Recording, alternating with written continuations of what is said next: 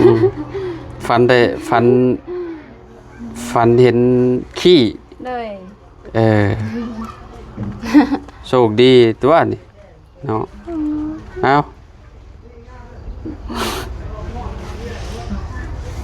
ขอบใจเด้อ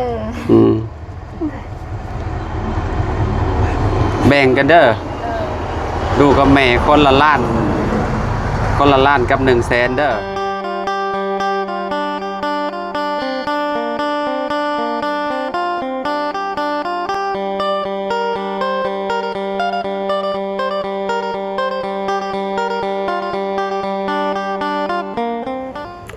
สบายดีสวัสดีพ่อแม่พี่น้อง FC เบิร์ดสุขูสู่คนเนาะบอกว่าสิอยู่ในและกระต่างประเทศเด้อพี่น้องเด้อเนาะมาพบมาพอกันเนาะกับเฮาคือเก่าคือเดิมเนาะเพิ่มเติมคือมาเปิดคลิปอยู่หลังบ้านน้องใจดีเพิ่นเนาะพ่อแม่พี่น้องเนาะก็คือมื้อนี้นะเฮาสิมอบเงินให้น้องใจดีกับแม่เพิ่นเนาะหลังจากที่ไปเซอร์ไพรส์พ่อน้องไก่เพิ่นไปแล้วเนาะพี่น้องหยุกซุงหยุกเสาหั่นแหละเนาะหยุกเสาอันนั้นบ้านน้องเลี้ยงเนาะขึ้นไปไว้อยู่เทิงเนาะแล้วก็เฮ็ดเซอร์ไพรส์เพิ่นจักเล็กจักน้อยพ่อแม่พี่น้องเนาะถือว่าเนาะทั้งเพิ่นก็ตกใจคักพี่น้องเห็นเงินเนาะโอ้ยดีใจหลายพี่น้องเนาะมือจนเส้นแล้วก็ได้เนาะเอาผู้โชคดีคนต่อไปก็คือน้องใจดีกับแม่เพิ่นเนาะพ่อแม่พี่น้องนะได้รับเงิน2,200,000 กีบเนาะจากเอื้อยสู้แล้วก็พอวงน้องฟุกเนาะก็คือเพิ่นก็เนาะอยากให้เงินน้องใจดีกับแม่ว่าซั่นเนาะอีต้นลาวว่าซั่นเนาะเอาจังได้ก็ขอขอบคุณทางเอื้อยหลายๆเด้อเนาะทางเอื้อยสู้แล้วก็พอวงเนาะที่ให้น้องเป็นสะพานบุญให้เนาะก็ขอให้เจ้าและครอบครัวอยู่ดีไม่แห้งเนาะความเจ็บบ่ให้ได้ความไข้บ่ให้มีเนาะปรารถนาสิ่งใดก็ขอให้ได้สิ่งนั้นเด้อเนาะนอนหลับให้ได้เงินหมื่นนอนตื่นให้ได้เงินแสนบ่ว่าสมเจ้าสิเฮ็ดการงานหยังธุรกิจหยังก็ขอให้เจริญในหน้าที่การงานตลอดปีและตลอดไปเนาะบ่ว่าสมเจ้าสิเดินทางไปไสก็ขอให้ตลอดปลอดภัยเด้อเนาะไปเหนือลงใต้ก็ขอให้พบเจอแต่สิ่งดีๆเนาะเอาบัดนี้เฮาสิเข้าไปหาทางน้องใจดีกับแม่เพิ่นเนาะอยู่เฮือนพุ่นแหละเนาะบ่ฮู้ว่าเพิ่นสิดีใจส่ำใดเนาะได้รับเงินคนละ1,200,000เนาะแม่ใจดีกับใจดีพี่น้องเนาะไปหาใจดีกับแม่กันเลยเนาะพี่น้องเนาะทางสาวดีสบายดีเฮ็ดหยังอันนี้ไปเชียร์หญ้าเชียร์หญ้ารับจ้างบ่เชียร์ยาเอง เชียร์หญ้าตัวเองหญ้ามันตัวเองบ่เด้อช่วยแล้วไพ่จะรับไปรับจ้างไผเอาเดะสิจะดีเอาบ่คือไปสวยแท้แรกมาอยู่นี่มันไปเล่นแหละไปลินใช่ประกายทางนั้นไปลินเฮือนนั่นน่ะน้องไก่พุ่นจะแนมเห็นเจ้าก็เอาอีกแล้วนี่เนาะน้องเห็นก็ไปบ่ได้แหละไปน้ำถ้าก็กินข้าวเช้าแล้วได้ยังกิน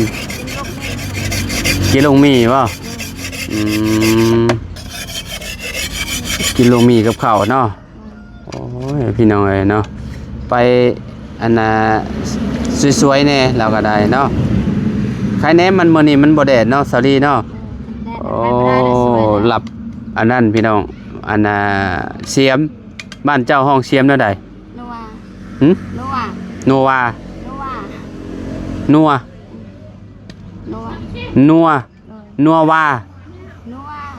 วละล่าแบบนั้นเนาะจะดีเราไปใช้จะดีนะอยู่ทางเฮือนบ่เมื่อคืนนี่พ้นบ่ได้หัวบ่เฮือนนอนสบายเลย นอนม่วนคักกว่าเฮือนหลังเก่าบ่ฮะ ขออนุญาตเด้เนาะยันบ่ได้ยินพี่น้องให้ซาลีนิบไมค์ก่อนหน่อยหนึงโอ้ย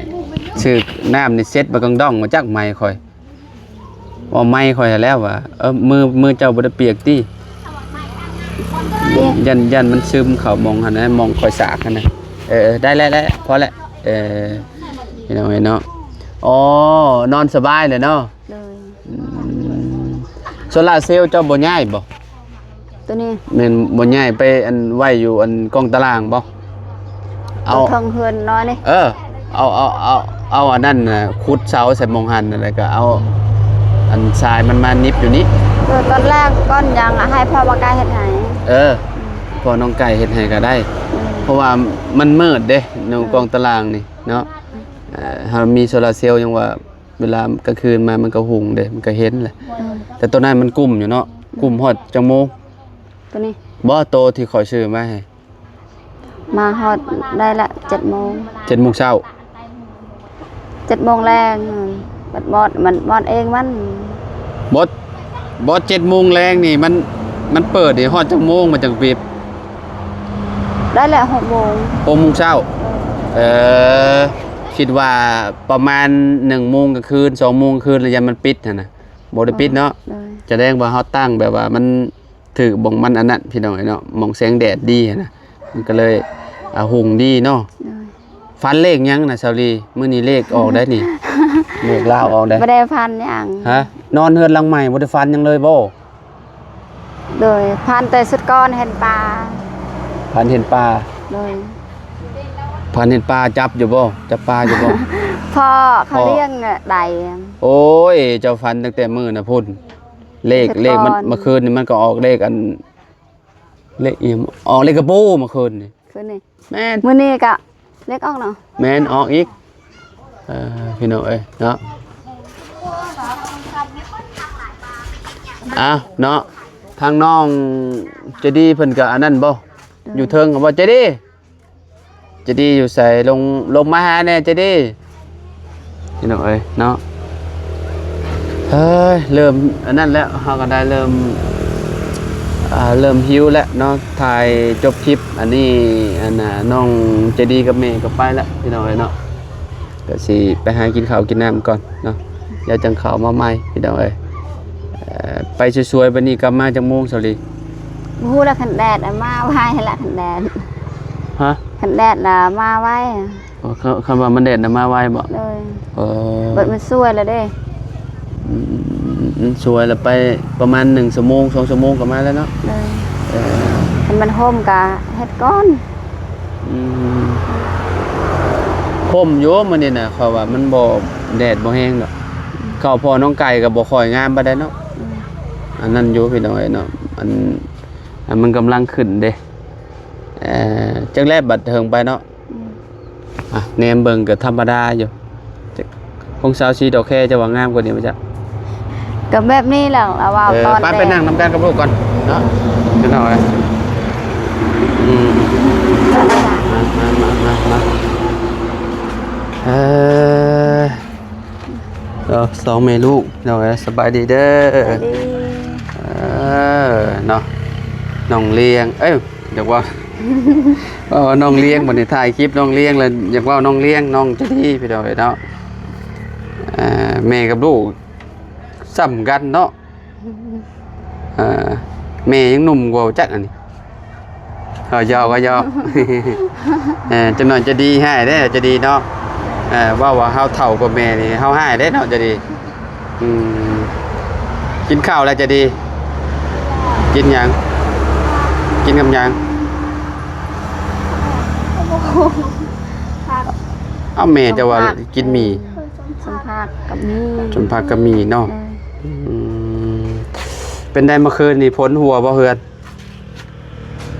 ถามแม่และถามลูกบัดมันได้หัวเนาะพ้นบ่ได้แห้งบ่ได้เนาะธรรมดานะพี่น้องนอนพอดีม่วนเนาะบ่ฮ้อนจะบ่จะดีเมื่อคืนนี่บ่ได้ฮ้อนบ่ได้หรอวะอันนี้ไม่ให้จะดีเนี่ยเซลลี่ยันจะดีแล้วเว้าเสียงเบา ฮอดกับเปิดประตู น้าฮ้อนเปิดประตูเอาเนาะเราย่านจะดีเราย่านแล้วเปิดประตูเลย ดีอัดมันได้บัญญา เจ้าบ่ได้ย่านเจ้าบ่ได้ย่านหรอวะ ญาตินั่นกัน โอ้ย 12 โมง 12 โมงกลางคืนก็ปิดเลยหรือว่าประมาณ8-9 โมงก็ปิดเลยเอาเปิดสำนั้นลมมันก็เข้ามาแล้วมันก็เย็นเลยก็แน่พอเปิดไว้เมื่อคืนก็เป็นตาย่านได้เลยแหละพี่น้องเพราะว่าฝั่งนี้มันค่อนข้างสีมืดบ่เด้เนาะแนมไปทางใดก็สมมุติว่าหน้าต่างเฮาเปิดเพราะว่านอนเพราะว่ามืดก็คือแนมเอาไว้เว้ยย่านนั้นจะดีเนาะเอาอันนี้มาใส่นี่เอามาติดตั้งไว้อยู่นี่โซลาร์เซลล์ตัวเก่านะเอามาไว้อยู่นี่มาติดตั้งอยู่นี่เอาเสามันเอาไว้อยู่หั่นเอาไว้อยู่นี่นี่จะดีเนาะ โอ้ย มันจังด้านขนาดพี่น้องเนาะเมื่อคืนนี่จะดีฟันยังจะดีตั้งแต่ขึ้นบ้านใหม่ยังบ่ได้ถามเลยถามตะกี้แต่ก่อนผมตอนแรกผม เขาพันอยู่เด้ พันแบบไรล่ะ เขาลืมแล้วตอนเช้านะเขาอยากบอกกินเลย อ้าวพอจะได้รุ่นเลขรุ่นเบอร์ดิจะได้ เขาพันแทนเมื่อคืนนี้ พันแบบไรล่ะ แต่เขาลืมแทนนะบ่าว พันน่ะลืม ฝันละลืมเนาะฝันว่าได้ไปหาหน่อมงหน่อไม้หาเก็บหอเก็บหอยขายอยู่ดอกเนาะอันนี้ฝันแล้วก็ลืมไวแท้น้องจะดีแสดงว่านอนลืมตื่นบอกฝัน แต่ละมื้อนอนตื่นจักโมงจะดีหลังจากที่มีเฮือนใหม่ เพื่อนก็ห้อง ตอนบ่มีเฮือนเด้ไปนอนอยู่พุ่นจักโมงตื่น กะ6 โมงคือ9 5 โมง 6 โมง5 โมงเนาะซอยเวียกแม่อยู่บ่ ซอยอยู่บางเถื่อกะเอาน้อง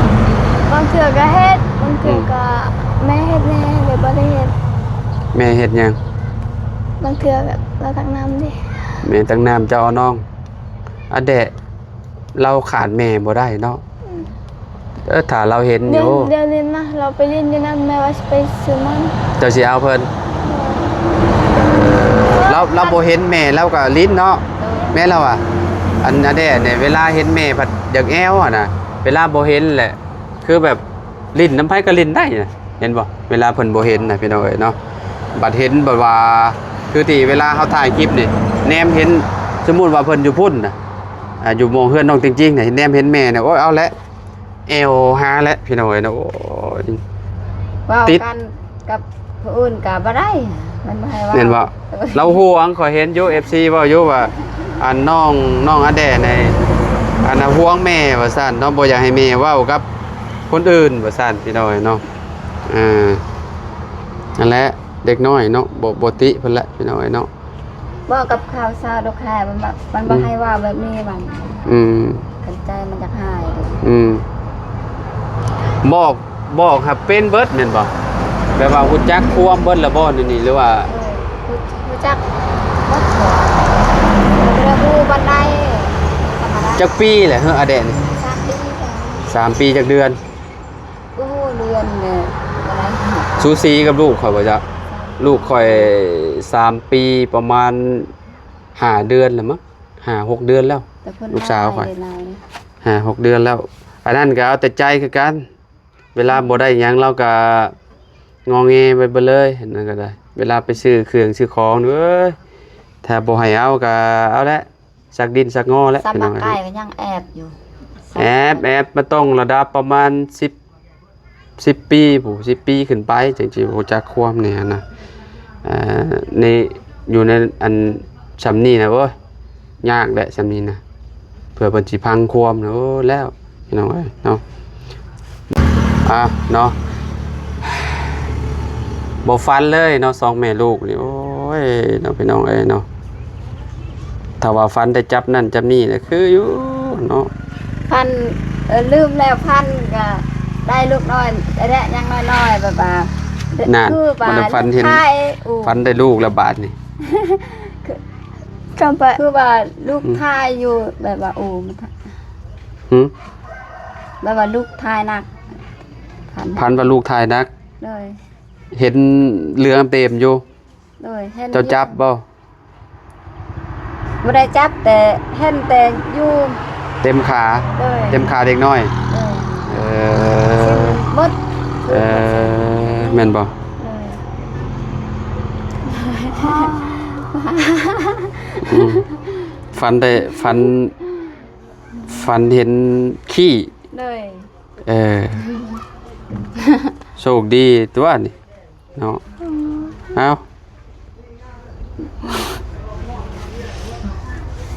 ขอบใจเด้อ อืมแบ่งกันเด้อดูกับแม่คนละล้านกับ100,000เด้อเจ้ากับลูกน้องเจดีกับแม่ได้หับโชคมื้อนี้น่ะคนที่3ผู้โชคดี3ครอบครัวมื้อนี้น้องเลี้ยงน้องใจดีน้องไก่พอน้องไก่นั่นแหละพี่น้องเอ้ยเนาะเป็นได้ใจดี ดีใจ ฮะดีใจเนาะ เด้อ ได้เงินแล้วจะไปซื้อหยังบัดนี้ เอาไว้ เก็บเมียนเด้อ แต่บาดเจ็บไข้ ดีเลยเพื่อนก็มีแหละเจ็บไข้ได้ป่วยจนว่าบ่มีเงินไปหาหมอได้น่ะเวลามันเฮาบ่ฮู้ดอกเวลาเฮาสิเป็นสิเจ็บสิป่วยนะคนเฮานะเนาะบัดเวลาเจ็บป่วยมาหาเงินทางใดก็บ่มีเอาอีกแล้วเนาะอันนี้ก็เฮือนแล้วก็เก็บเมียนแล้วเนาะมันก็บ่ได้ข้าวก็ยังมีกินอยู่หั่นนะเนาะเรื่องข้าวยังเหลืออยู่กระสอบนึงรู้จัก ช่องโหจำจะกิน2 คนกิน1บ่ได้หลายปานนั้นเนาะอันนี้เงินก็เป็นเงินของทางเมซูเด้อเมซูก็พอวงเด้อแรกๆเราน่ะให้ใส่ชื่อลูกเราก็ได้บัดน้องฟุกว่าซั่นเนาะแต่นี่แหละเราบอกมาแล้วเนาะเฮาก็สิบอกเบิดเนาะ3ชื่อเลยเนาะทั้ง3ฐานเลยเนาะสิเป็นครอบครัวเนาะทางพ่อวงทางเอ้ยสู้